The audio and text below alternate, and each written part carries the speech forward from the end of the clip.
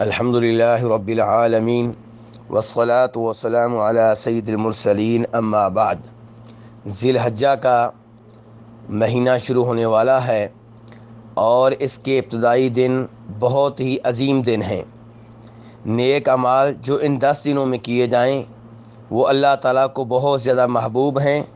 جیسا کہ اس حدیث سے معلوم ہوتا ہے جسے جناب عبداللہ ابن عباس رضی اللہ عنہما روایت کرتے ہیں، اور امام بخاری رحمہ اللہ نے اسے اپنی حدیث کی کتاب میں درج کیا ہے۔ ان 10 دنوں میں روزے رکھنے کا اہتمام کرنا چاہیے،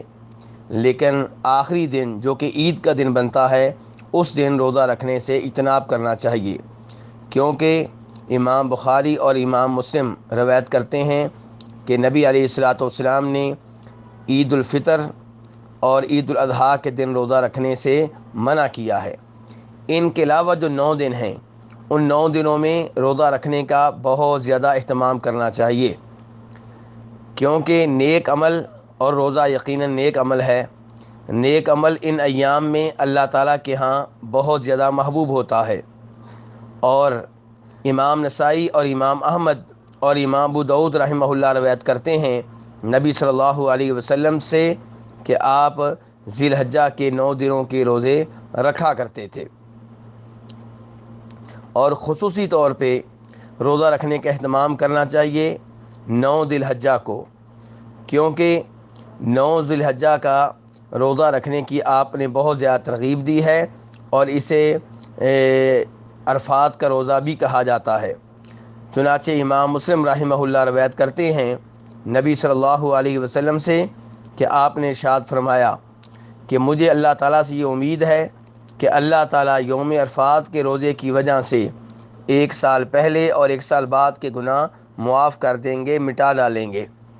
اس سے اندازہ لگایا جا سکتا ہے کہ اس دن کے روزے کی کتنی اہمیت ہے،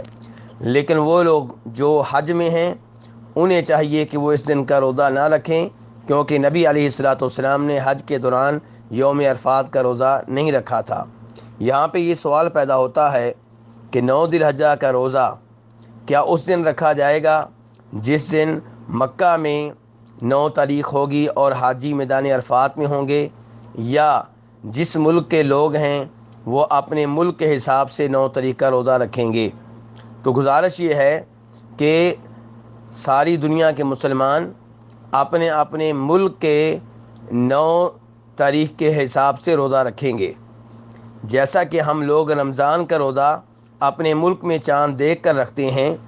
ایسے ہی 9 ذی الحجہ کا روزہ اپنے ملک میں چاند کے حساب سے رکھیں گے۔ جب آپ ہمارے ملک میں پاکستان میں مثال کے طور پہ، انڈیا میں مثال کے طور پہ 9 ذی الحجہ ہوگی، تب 9 ذی الحجہ کا روزہ رکھا جائے گا۔ اور اس معاملے میں حاجیوں کی طرف دیکھنے کی ضرورت نہیں ہے۔ ہمیں یہ معلوم ہونا چاہیے کہ اب تو موبائل کا زمانہ ہے، ٹی وی کا زمانہ ہے، نیٹ کا زمانہ ہے، اس لیے ہمیں معلوم ہو جاتا ہے کہ آج حاجی حضرات میدان عرفات میں وقوف کریں گے اور آج مکہ میں 9 ذی الحجہ ہے، لیکن آپ 200 سال پیچھے چلے جائیں تب یہ معلوم نہیں ہو پاتا تھا کہ یوم عرفات مکہ میں کب ہوا ہے، 9 ذی الحجہ مکہ میں کب تھی۔ تو اس وقت بھی لوگ اپنے اپنے ملک کے حساب سے روزے رکھا کرتے تھے۔